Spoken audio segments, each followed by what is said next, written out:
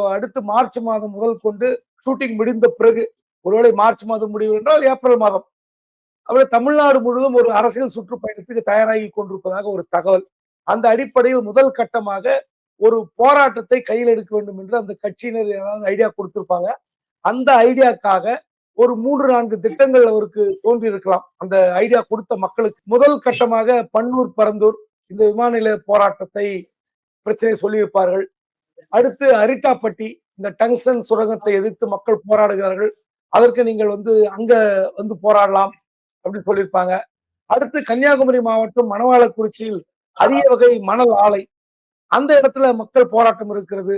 இப்படி எல்லாமே மண் சார்ந்த இடம் தான். நீங்க போராடலாம்னு ஐடியா கொடுத்திருப்பாங்க. அவர் பார்த்தாரு. பனையூர்ல இருந்து பக்கமா இருப்பது எது? அரிட்டாப்பட்டி இல்லை. மணவாளக்குறிச்சி இல்லை. பன்னூர், பரந்தூர்னு சொல்லியிருப்பாங்க.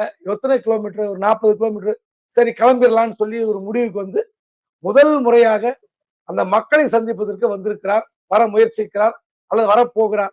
அந்த வகையில் அவருக்கு பாராட்டுக்கள்.